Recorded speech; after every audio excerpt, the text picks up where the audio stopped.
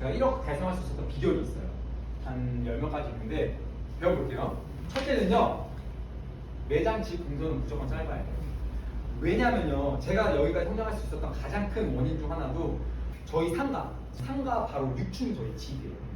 그러니까 엘리베이터만 타면 바로 올 수 있었던 그런, 그러니까 20초, 한 30초면 집에서 상가까지 갔었던 거죠. 그래서 저희 가게도 저녁에 막 그렇게 주문이 많지 않을 때 퇴근이라는 걸 했죠, 저는. 근데 퇴근이 아니었죠. 이미 배달앱이 계속 켜있고 배달앱 울리면 또 내려가서 지금은 불가능해요. 올라갔다 바로 내려가야 됩니다. 주문이 계속 울리니까. 지금은 불가능한데 이때 당시에는 이렇게 성장을 했어요. 얼마나 걸려요, 집까지?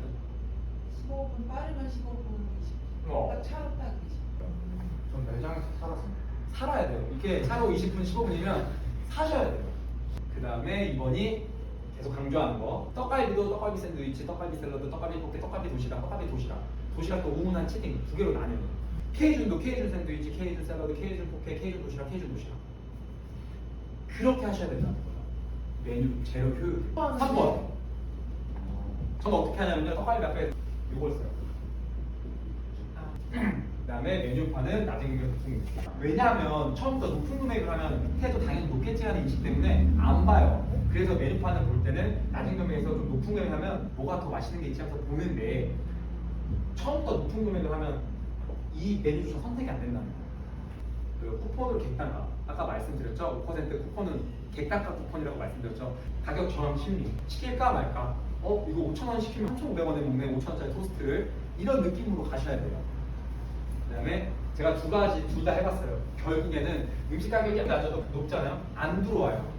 두 가지 배달비, 최소 주문 금액, 주문 진입 장벽이라고 그랬어요. 장벽. 그 장벽을 허물려면 최소 주문 금액은 합리적이어야 하며 배달비는 낮아야지 효과적이다. 7번은요. 계속 강조하죠. 남들이 기피하는 거를 찾아서 하세요. 먼저 선두. 남들이 기피하는 거는 오늘부터 찾아서 하는 거예요. 야간 근무하면 야간 해야 되고 브레이크 하면 브레이크 안 해야 되고. 그 다음에 제가 계속 말씀드렸죠? 4가지 이상. 저희 다 4가지 이상이에요. 진짜로 보면. 그 다음에 요거는요. 폐업하는 그날까지 쓰셔야 돼요.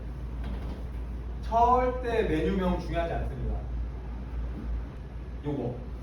특히 제가 샐러디 창업박람회 갔는데 샐러디는 이렇게 2kg 진공팩에다가 적근대, 뭐 치커리, 뭐 로메인, 뭐 특정 야채 한 5가지 종류가 농장에서 패킹해서 와요. 그래서 그거를 걔네가 뜯어서 그날 팔 거를 하거든요. 당연히 비싸겠죠. 농장에 다 인건비 다 포함된 금액이죠. 근데 우리는 개인 카페니까 그렇지 않겠죠. 우리는 양상추를 필연적으로 써야 되는 입장인 거고, 근데 또 양상추 쓰는 사장님들 중에 샌드위치만 하는 사장님들도 많아요. 또 양상추만 쓰는 사장님들 중에 샐러드만 하는 사장님들도 많죠. 이 양상추는요, 샌드위치, 샐러드, 헤라라고 태어난 야채예요. 그렇게 태어난 야채를 왜 하나만 쓰냐 이거예요. 그렇게 구성이 되어 있어요. 그래서 겉잎은 샌드위치로, 속잎은 샐러드로 쓰셔야 됩니다. 그래서 양상추를 꼭 쓰라고 말씀드리고 싶고요. 부피 대비 저렴하고 그리고 효율적입니다. 이 양상추는요, 이 업계에 들어오면 안 쓸 수가 없는 야채예요. 우리랑 함께 가야 되는 야채. 그 다음에 이거 저 줄였잖아요. 이거 이제 3분. 사장님들 고민하셔야 돼요. 고민하는 거 어렵지 않아요. 이 프린트 오늘 가져가셔서 뒷면이 이면지죠. 그러면 큰 글씨 매직으로 다 메뉴 써요. 근데 그거를 하루에 한 번씩 메뉴를 보면서 고민을 하세요. 이 메뉴를 어떻게 내가 계속. 그러면 샌드위치도 여기서 들어보세요. 한번. 샌드위치 나중에 하실 거면 이런 메인 메뉴 조리 때문에 사장님들이 늦게 시작을 해요. 근데 저거를 조리하는 동안 가만히 있는 게 아니라 저것만 빼고 나머지 할 수 있는 샌드위치의 모든 걸 다 도마 위에 세팅을 해놔요. 야채 올려놓고 뭐 피클 다 옆에 놓아야 되고 햄 놔야 되고 저희 유튜브에 올려놓는 것처럼 다 도마 위에 세팅을 해놓으시고 저것만 기다리면 냅다 올려서 만들고 나가야 돼요. 그게 핵심입니다. 초반에. 그럼 궁금한 게 약간 사장님 메뉴를 잘 모르지만 오리 순대라든지 아니면은 우삼겹 같은 거는 들어오면 바로 구워요? 아니면 구워 놓은 걸 그냥 전자레인지? 절대 바로 구워야죠. 구워놓으면 안 돼요. 구워놓는 거는 대표적인 게 해시브라운이나 뭐 특히 샌드위치에 들어가는 재료들은 미리 해놔도 돼요. 뭐 떡갈비 넣어요. 떡갈비 넣어요. 저는 미리 구워놓고요. 렌지에 30초 돌려서 고 나가요. 물론 바로 구운 만큼 맛은 떨어지겠죠. 근데 소스 맛 때문에 그렇게 상세가 된다는 거예요.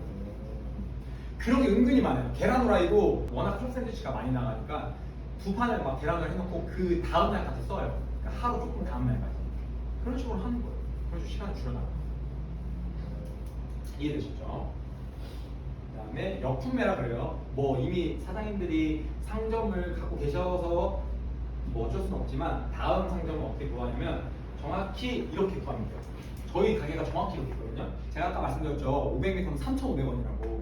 우리 배달 어떤 고객님을 모아야 되냐면 1.5kg에서 최대 1.5kg에서 2kg 안에 있는 고객님만 모아도 뭐 5,000, 6,000은 충분히 해요. 그 고객만 모으세요 우선. 근데 저희는요 심지어 여기 정확히 6개가 있어요. 근데 이게 다 1.5kg 안에 들어와요.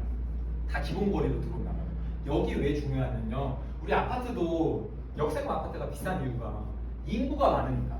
이 역 주변에 얼마나 많은 인구가 있어요. 이분들이 다 배달 수요란 말이에요. 그래서 우리가 입지와 상권이 있는데 상권에 배달 상권은 어느 상권이 좋냐면 왜 좋냐면 저희는 사실 골목에 있지만 골목에 있다는 거는 월세가 저렴하다는 의미예요. 근데 그 골목에 있어도 이 역 주변에서 정확히 같은 거리에 역을 많이 품은 그런 골목으로 들어가셔야지 결과적으로 배달 장사하기에 유리합니다. 그럼 이런 골목들은요 실제로 평수가 큰 데도 싼 데 많잖아요. 그런 데 구하면 좋아요. 저희는 평수 되게 커요. 12평인데 이렇게 하고 있으니까 매출이 금방 1억까지 나와요. 강북구가 실제로 그렇게 상권이 배달 상권이 막 우수한 상권은 사실 아니에요. 근데 그렇게 매출이 많이 나온다는 거는 이런 효과도 보고 있다. 그다음에 이거 되게 사장님들 보면 조금 어려우실 텐데 저는요 인천에서도 그렇고요 강동구에 가서도요 항상 전단지를 다 돌렸어요. 근데 우리가 전단지를 보통 생각하면요 핵심은요 불특정 다수한테 하니까 문제가 있는 거예요. 대표적인 거 역에서 나누는 거. 그럼 하시면 안 되는 건데 우리는요 특정 소수에게 나눠주는 건데 이 의원병원은요 정확히 우리가 해야 하는 타겟 여성들이 다 모여있는 거. 필라테스, 네일샵, 병원 의원, 피트니스 센터 이런 데를요 찾아가는 거예요. 대표적인 게 그들은 다 1인 사업장이라 단가가 낮죠. 근데 이런 병원 의원은요 최소 3명부터 시작해요. 요즘에는요 막 나이 많으신 의사 선생님 밑에 간호사 1명 있는 의원이 없어요. 이미 다 지금 인테리어 막 삐까뻔쩍하고 선생님들, 간호사 선생님들 20, 30대밖에 없죠. 거의 이분들이 최소 막 5명 이런 데만 가도 이분들 시키는 금액대가 달라요. 7만 원, 6만 원. 근데 또 여기서 재밌는 게 아까 주문율 11%가 정확히 여기서 적용이 돼요. 제가 100군데 다니면 10군데도 안 들어와요. 제가 10군데 다니죠. 그날 딱 한 군데 들어와요. 그 날만 한 군데 한 번 들어왔잖아요. 그럼 그 다음 날이든 다다음 날에 꼭 누군가 또 시켜요. 그래서 이거를 하고 안 하고는 사장님들 선택이신데요. 이걸 하면요 금방 성장합니다. 그럼 사장님도 필라테스나 이런데 맞죠? 협업해가지고 뭐 오시면 10% 할인해드립니다. 그런 거 하시나요? 회원을 해서 네, 유도하는 네. 거 그거는 좋아요. 저는 그거 추천해요. 아직 해본 적이 없고 저도 사실 PT샵에서 건의는 들어왔는데 어떻게 보면 뭐 쌀알 죽기라고 하죠. 하나라도 더 소중하면 그것도 유효가 있지만 그것보다는 좀 큰 데다가 하자 이거죠.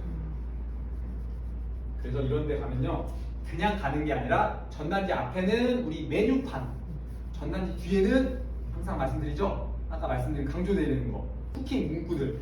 여기 이분들은 뭐 배달비를 조금 저렴하게 해주신다거나 아니면 뭐 음료를 조금 더 드린다거나 아니면 뭐 배달비 그것도 이들한테 되게 혜택이에요. 되게 싼 거고. 그리고 뭐 단체 주문이나 뭐 5만 원 이상은 무료로 보내드린다거나 그러니까 그들 주문을 할 수밖에 없어요. 그래서 저는 좀 창피하기도 했어요. 그래서 뭐 헬멧 쓰고 오토바이 타고 전단지 막 한 100장 해서 여기서 또 중요한 게요. 갈 때 멘트가 중요해요. 그냥 이렇게 들고 오는 게 아니라 딱 이 멘트 해줘야 돼요. 저희 샌드위치 가게 오픈했습니다. 그 오픈이라는 단어를 꼭 써야 돼요. 우리가 2년 된 가게라도 오픈과 그냥 드리는 거랑 차이가 있어요. 오픈했으면 이런 데가 생겼어? 하면 보게 돼요. 그래서 오픈이라는 말을 꼭 멘트를 적어야 돼요. 그 다음에 이런 거는 꼭 하셔야 됩니다. 5만 원 이상, 예를 들어 우리 간호사분들이나 이런 단체 주문은요 평소보다 뭐 하나 더 줘야 되고 뭐 하나 양이라도 좀 더 넣어주는 게 좋아요. 그래야 그분들이 입이 모였을 때 칭찬이 배가 됩니다. 근데 이분들은요 모였을 때도 큰 효과지만 이분들은 각자 집에 가시겠죠. 그럼 다 소중한 고객이 돼요. 그렇기 때문에 항상 뭔가 단체 주문일 때는 뭘 더 주세요. 그럼 결국에는 장기적으로 이익으로 돌아옵니다. 우리가 이런 보이지 않는 가치에 계속 무게를 둘 줄 알아야 돼요. 우리 사장님들은 자꾸 보이는 데만 가치를 두면 아무것도 못해요. 보이지 않는 거. 인건비도 똑같아요. 내가 그 사람 당장 쓸 인건비만 생각하는 게 아니라 그 사람이 내 대신에 일할 때 우리 가게가 켜져 있는 거. 우리 가게가 노출을 통해서 손님들이 한 번 더 시켜줄 때. 그냥 그들의 값만 하면 돼요. 그 속에 있는 그 가치를 우리 계속 봐야 돼요. 그래서 저는 이렇게 야간하는 것도 계속 켜놓는 이유가 점심에 직원을 활용하는 게 직원이 없다고 그만두는 게 아니에요. 절대. 가게를 닫으면 그건 하수예요. 그거는 그 가치를 잃는 거예요. 근데 우리는 켜져 있으면 그 켜져 있는 가치를 계속 지속적으로 보는 거예요. 그럼 켜져 있는 동안 아무도 못 봤던 고객이 한 번이라도 더 보게끔, 평소에 시키지도 않았을 고객이 평소 시키지 않을 시간대에 한 번 더 찾아오게끔, 그다음 한 번 더 오게끔, 이런 보이지 않는 가치, 그 가치를 되게 많이 보셔야 돼요.